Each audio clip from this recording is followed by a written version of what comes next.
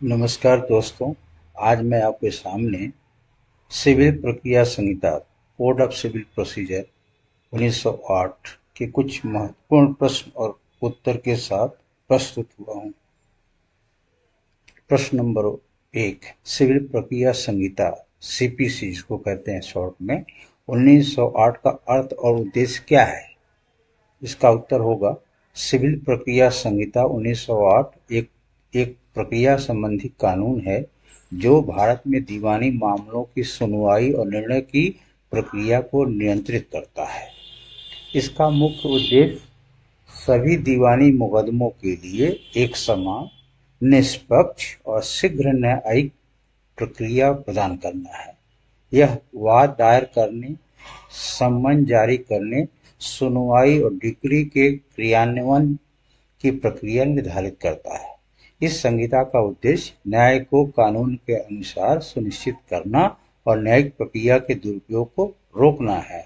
इसमें 51 आदेश, 158 धाराएं हैं और आदेश प्रथम अनुसूची में शामिल है। प्रश्न 2, सिविल प्रक्रिया संहिता की धारा 11 के अंतर्गत रेस जुडिकाटा की अवधारणा क्या है? रेस जुडिकाटा का अर्थ है किसी सक्षम न्यायालय द्वारा पहले से ही निपटाए गए विषय पर वही पक्ष दोबारा मुकदमा नहीं कर सकते। सिविल प्रक्रिया संहिता की धारा 11 में इस सिद्धांत को शामिल किया गया है ताकि एक ही विवाद पर बार बार वाद दायर न किए जाएं। यह निर्णयों की अंतिमता बनाए रखता है और न्यायालय की समय की बचत करता है।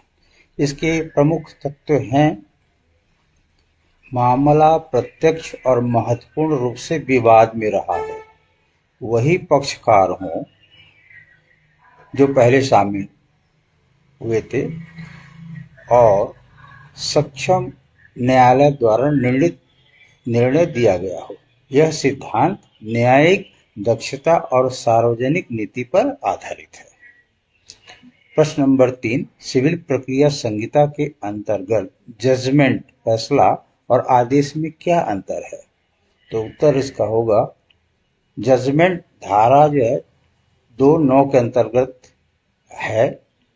वह वक्तव्य है जो न्यायाधीश किसी डिक्री या आदेश के आधार पर देता है जिसमें कारण और निष्कर्ष शामिल होते हैं जो पक्षकारों के अधिकारों और दायित्वों को निर्धारित करते हैं। आदेश धारा 2(14) के अंतर्गत आते हैं। न्यायालय का कोई औपचारिक निर्णय होता है जो डिक्री नहीं है। संक्षेप में हम कह सकते हैं हर जजमेंट से डिक्री बनती है पर हर आदेश से नहीं। प्रश्न 4, सिविल प्रक्रिया संहिता 1908 के अंतर्गत डिक्री की परिभाषा क्या है? इसका उत्तर होगा धारा 2(2) के अनुसार डिक्री वह औपचारिक निर्णय है जो न्यायालय द्वारा विवादित विषयों में पक्षकारों के अधिकारों का अंतिम निर्धारण करता है। इसमें अस्थायी आदेश शामिल नहीं होते। डिक्री को निष्पादन योग्य होना चाहिए। प्रश्न नंबर 5, सिविल प्रक्रिया संहिता के अंतर्गत दीवानी प्रकृति का वाद सूट ऑफ सिविल नेचर क्या होता है? इसका उत्तर होगा धारा 9 के अनुसार वे सभी वाद जो स्पष्ट या निहित रूप से प्रतिबंधित नहीं हैं दीवानी प्रकृति के वाद माने जाते हैं और दीवानी अदालतों के न्याय क्षेत्र में आते हैं। ये वाद व्यक्तियों के अधिकारों, संपत्ति, अनुबंध व पारिवारिक मामलों से संबंधित होते हैं। प्रश्न नंबर 6, धारा 80 का महत्व समझाएं। इसका उत्तर होगा धारा 80 के तहत सरकार या सरकारी अधिकारी के विरुद्ध आधिकारिक कार्यों के लिए मुकदमा दायर करने से पूर्व कम से कम 2 महीने पहले लिखित सूचना देना आवश्यक है। इसका उद्देश्य सरकार को विवाद सुलझाने का अवसर देना और सार्वजनिक हित की रक्षा करना है। प्रश्न 7, डिक्री के निष्पादन के तरीके कौन कौन से हैं? तो इसका उत्तर होगा आदेश 21 के अनुसार डिक्री के निष्पादन के तरीके हैं कब्जा दिलाना, संपत्ति की जब्ती और बिक्री, गिरफ्तारी व दीवानी जेल, रिसीवर की नियुक्ति तथा चल अचल संपत्ति की बिक्री।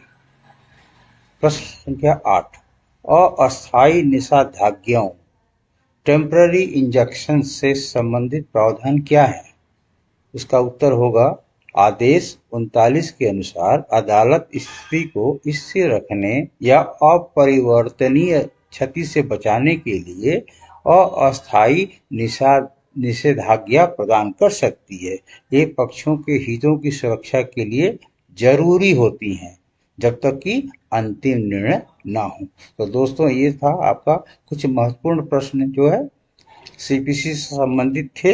आशा है आप लोगों को अच्छा लगेगा। ये एग्जाम में अक्सर पूछे जाते हैं, सो इसे ध्यान से पढ़िए और समझिए। Thanks for watching this video.